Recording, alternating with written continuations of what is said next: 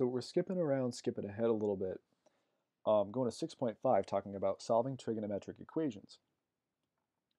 And the main issue that we run into here is that there are always infinitely many solutions with trigonometric equations. And well, why is that? Well, if I look at an example, something simple, just like sine of theta is 1/2. And well, to undo this, I would, of course, take inverse sine on both sides, right? So I'd have something like this. Whoops. And well, there are a couple different cases that I have for this, right? I can have, well, in the first quadrant, I'd have pi over 6, or 30 degrees. But there's another place where sine is positive, and that's in quadrant 2, right? So here is like pi over 6. But in quadrant 2, sine is positive, and what angle in quadrant 2 has a reference angle of pi over 6? That's 5 pi over 6. Well, there are infinitely many angles, and I could go around a full revolution as many times as I want and still come up with angles that satisfy this, right? I could have an angle like 13 pi over 6 that looks a lot like pi over 6, right? That would be me just going all the way around and coming all the way back. I could do that 2 times if I wanted to, 3 times, 4 times, 5 times, however many times I wanted to.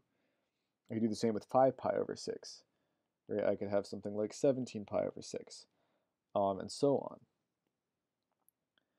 Right, I could have both of these angles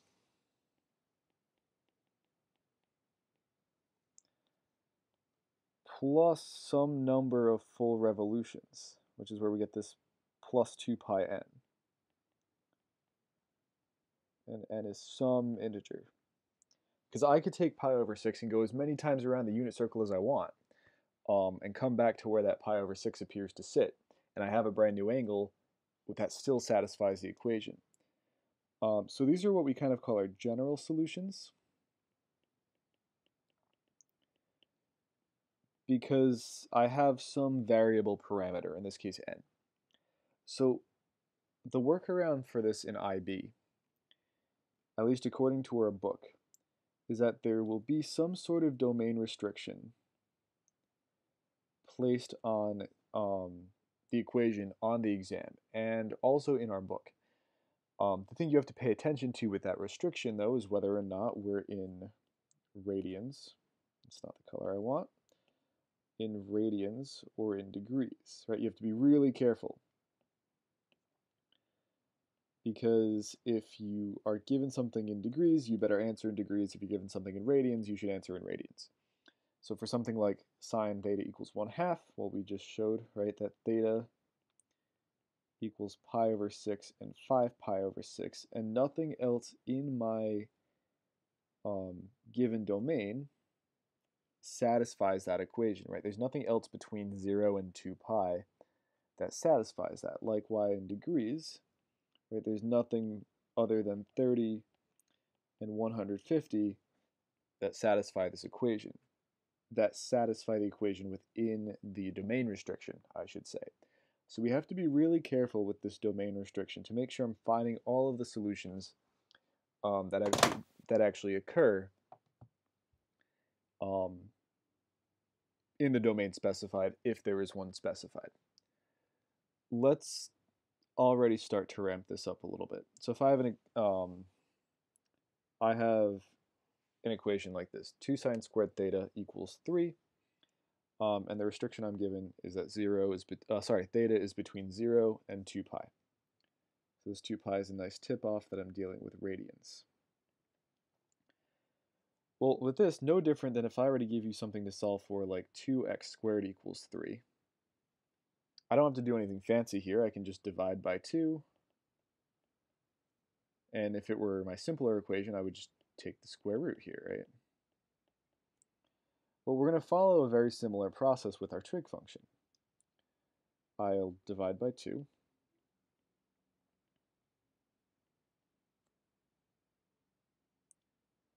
And I'm sorry, this should be a 4 actually if I want this to work out properly. Let me just fix that real quick. 4, so I want root 3 over 4. I'll take my square root, plus or minus root 3 over 2.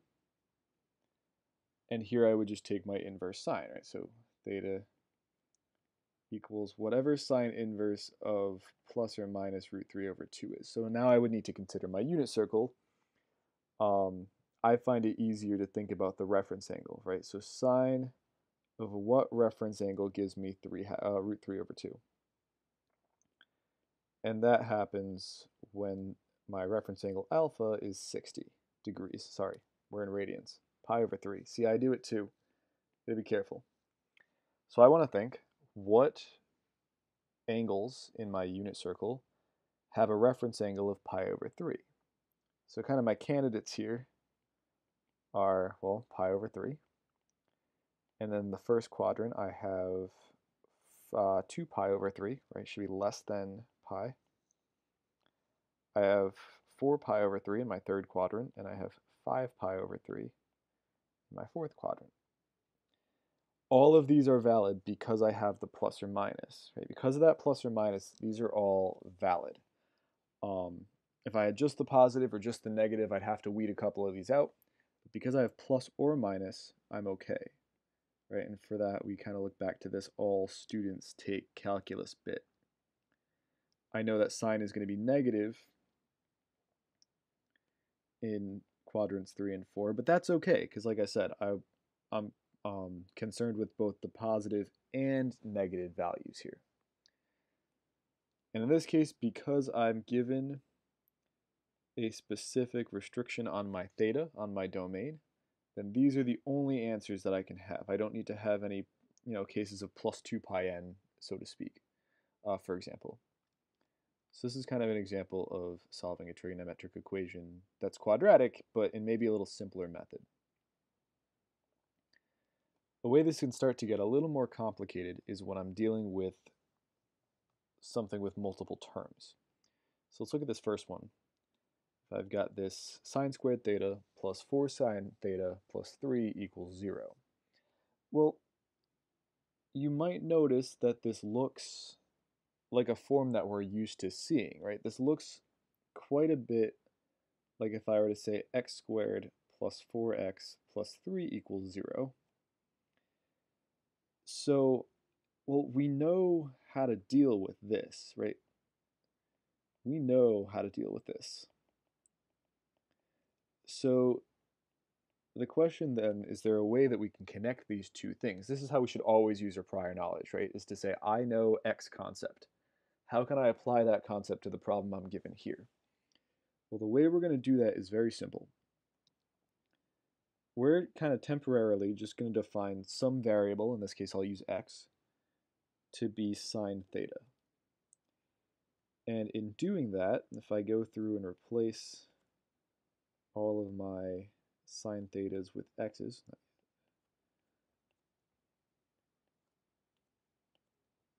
then I get an equation that I'm very used to solving. I know how to factor this. This is going to give me x plus 3 times x plus 1 equal to 0. Right, separate and solve. This gives me x equal to -1 and x equal to -3.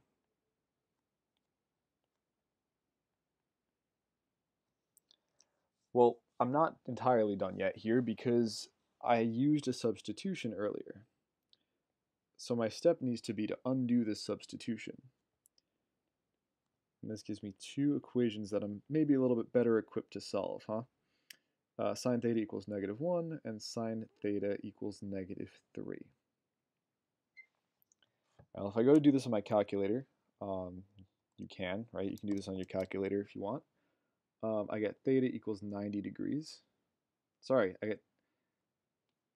what comes up on my calculator, and I'll address this in a second, is theta equals -90 degrees. That's curious, but I'll address it in a minute. And if I do sine inverse of -3, I should get an error, and I do. And that's because the range of sine theta has a range of -1 to 1. So sine theta has a range of -1 to 1. That's also true of cosine. So let's address this -90 degrees here because I need it to fit in my domain. Well, one thing I can do if I need to make sure something fits in my domain always, let me actually use a different color here.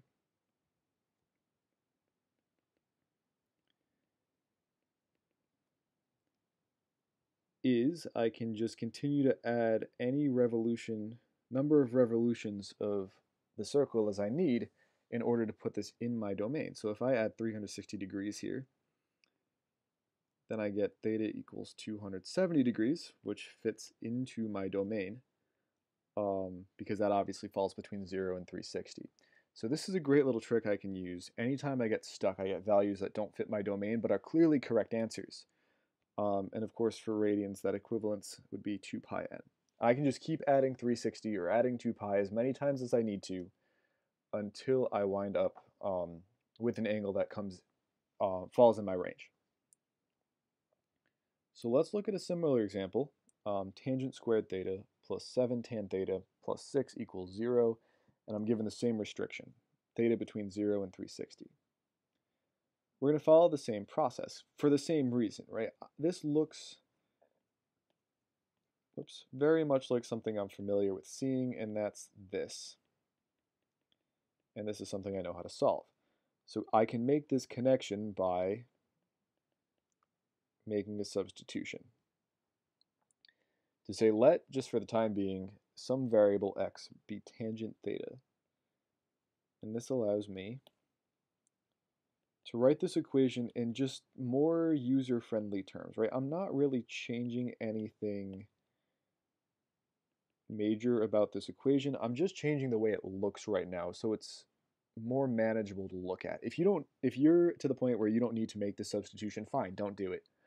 But I think it's a really helpful tool to make sure we're really visualizing these equations correctly.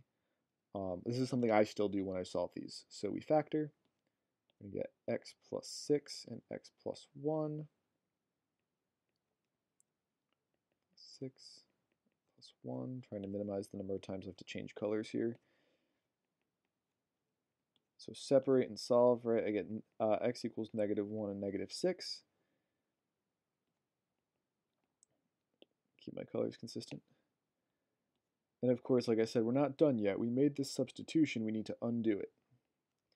This tells me that tangent theta equals 1 or equals -1, excuse me, or tangent theta equals -6. So if I apply just my calculator here, I get, well, this looks like -45 degrees, which again I'll address in a minute. And I get theta equals -80.54. So the issue with the calculator is that it will always give an acute angle or right angle.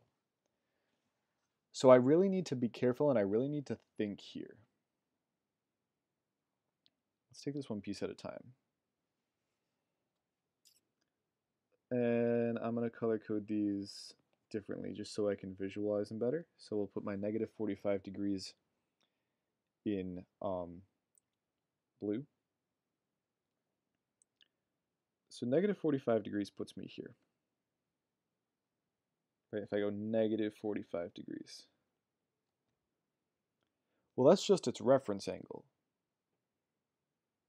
Right, we can kind of treat this as if its reference angle is 45 degrees using the same trick as before.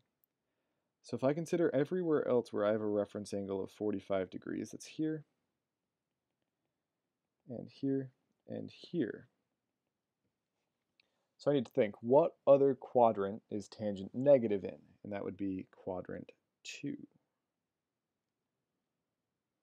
Right, so I have my -45 degrees, which maybe I should write in positive terms, right? If I go around this, if I go around this way, I just add 360 to it, and I get 315 degrees.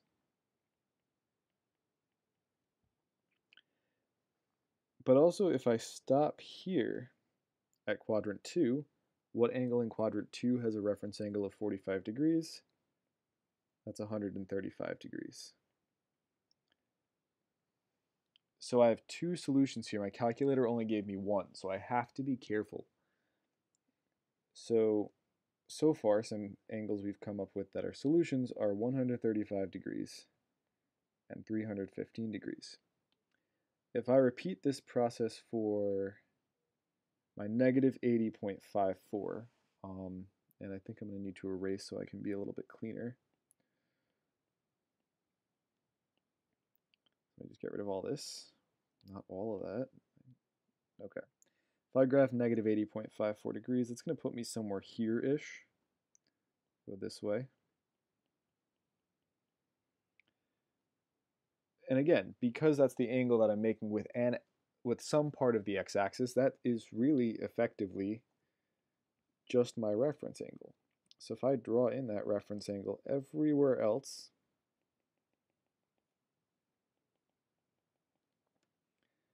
it's the same question. Where else is tangent negative? Well, tangent is negative also in quadrant 2. Same logic applies. So I need to look at this two ways, right? I need to look at this both places I get a negative tangent, because I need a negative tangent. I can go all the way around this way. So if I add 360 degrees here,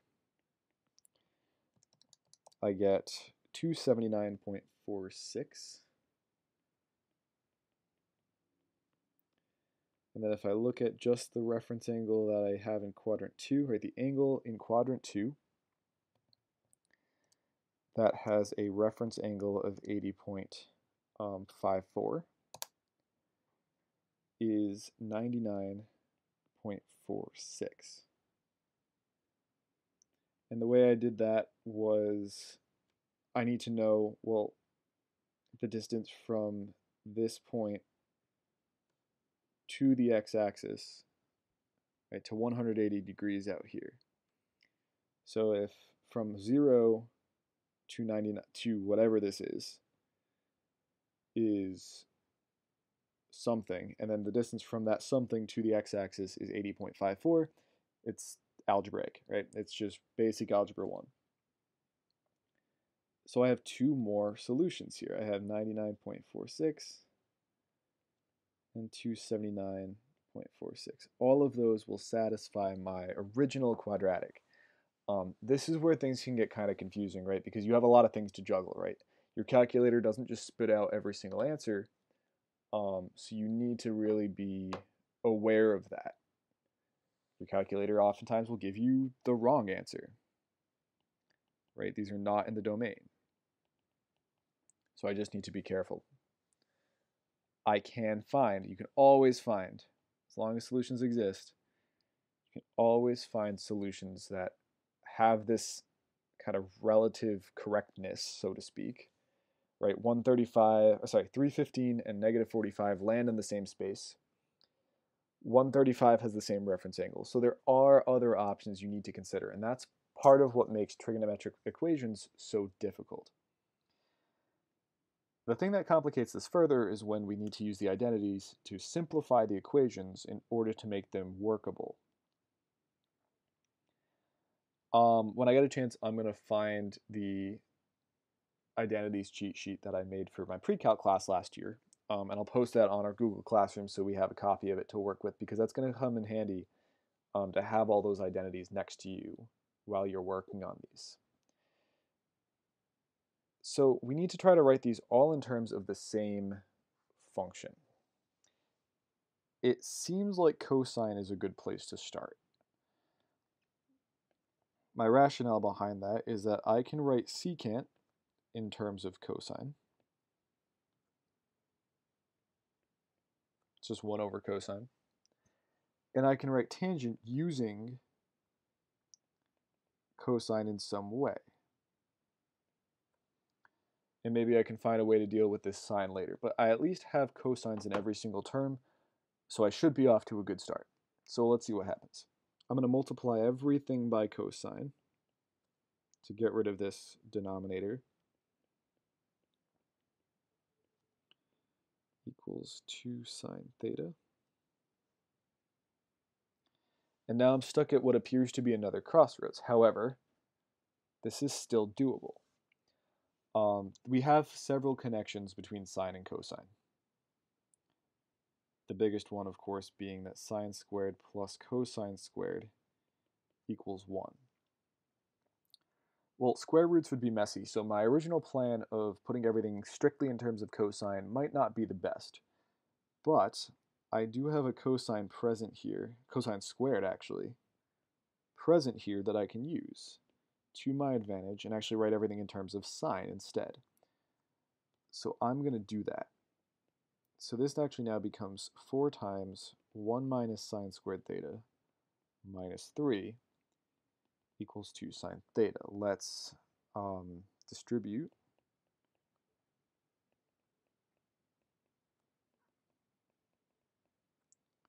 And get everything over to one side. I prefer to have my positive leading coefficients. So we'll move everything over to where the 2 sine theta is on the right. Should be minus 1, right? Because this is plus 1 over here. Yeah, okay. I can factor, I can use the quadratic formula, but before I do any of that, we should make a substitution to make our lives easier.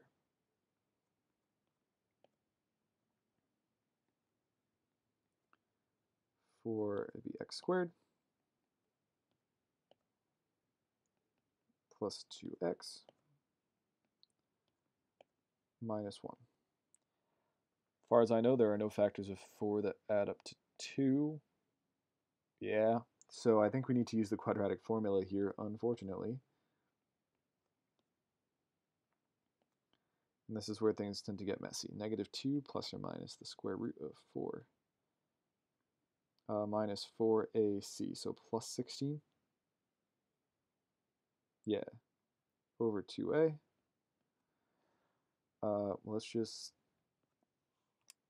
cut right through it all and just come up with that final answer. That would be more helpful. Divide by 8. So I'm going to get 0.309 and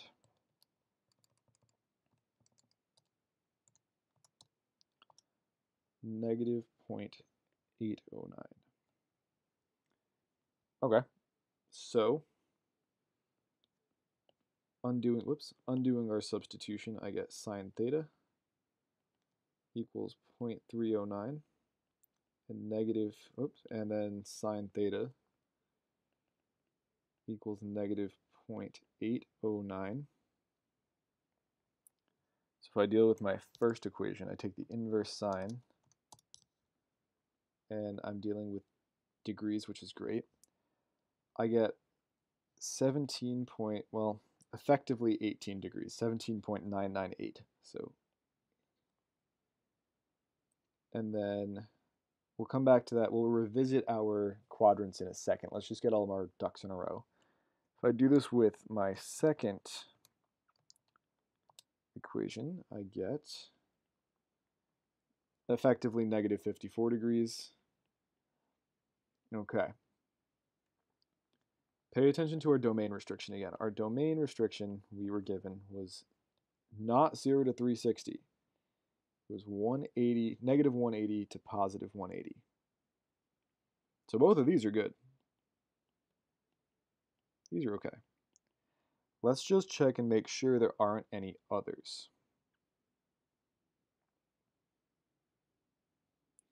So 18 falls about here.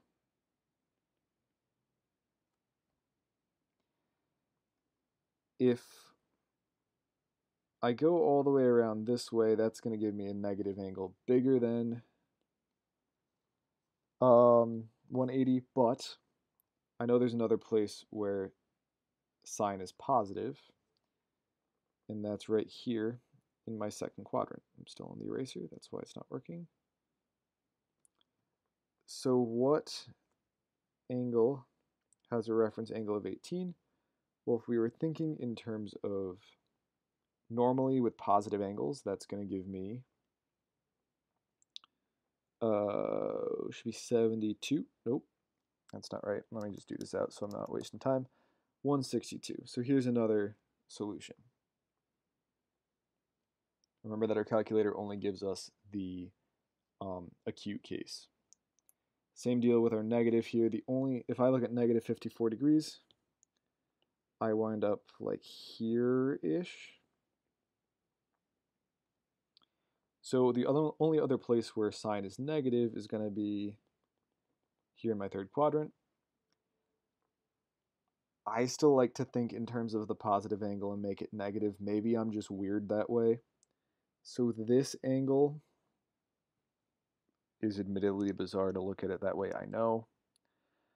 I just like to think with positive numbers. Is 234 degrees. But that doesn't fit in my domain, so we can add or subtract 360 to get it to fit. Subtracting 360 seems to work, and the actual angle that is also a solution is negative 126. So 4 solutions again. Using the identities can be a little bit tedious, can be a little bit tricky, and it can be hard at first if you don't know where to go. The key is just to try something, such as with this equation here. Sine 3x plus sine x equals 0. So we have everything in terms of sine. It would be more helpful if they were all rewritten in terms of just sine x, at least to start. So even if that doesn't let us go all the way, it would be helpful. So the first thing I think I can do to start introducing that sine x is to use the sum formula, right? To say 3x is the same as 2x plus x. And that allows me, like I said, to use my sum formula. So I have sine 2x cosine x plus cosine 2x sine x plus sine x equals 0. Okay. Well, the only way I can rewrite sine 2x is to say 2 sine x cosine x, and then cosine x again. Right, so this and this kind of just got related. And then I'm looking at this and I'm thinking, out of all of my options for cosine 2x, right, we have 3 options here. Cosine squared x minus sine x squared x. I have 1 minus 2 sine squared x, and I have 2 cosine squared x minus 1. I think the best thing to do would be to stick with our original plan. Write everything right now in terms of sine x. I'm going to hold off on distributing that for a minute because I'm starting to notice a lot of terms in common. I think it might be more helpful if I just leave it not distributed. So if I pull a sine out, because I'm noticing that's all in common, right? I have a 2 cosine squared x in the first term. I'm left with just this 1 minus 2 sine squared x second term and plus 1. So I have sine x plus 2 cosine squared x minus sine squared x plus 2. And, wow, 2 sine squared. Oh, I copied that wrong. This should be 2 sine squared x.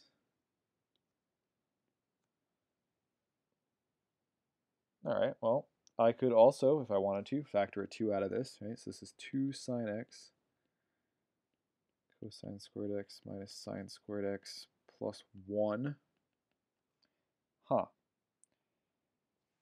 And then if I take a look again up at my identities for cosine 2x,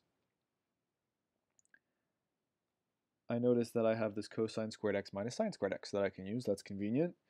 So let's do that. So this is cosine 2x plus 1 equals 0. And I know that I didn't get it all in terms of sine, but I do have 2 factors that I can set apart from each other, and each of those factors are set in terms of, or written in terms of one trig function, and that is helpful. That is good.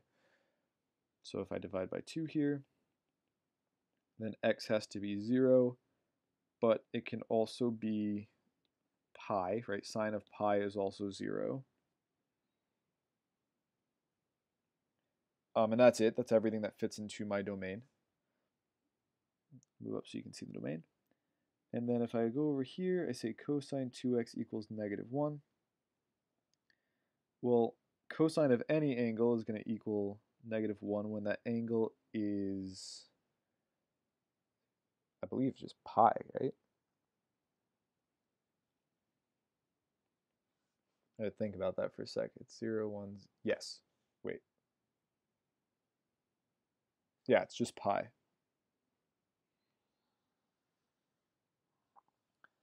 Okay, that works. So, except this is 2x, right? So I need to make this pi over 2.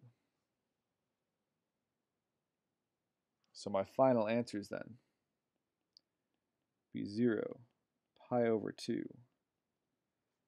and pi.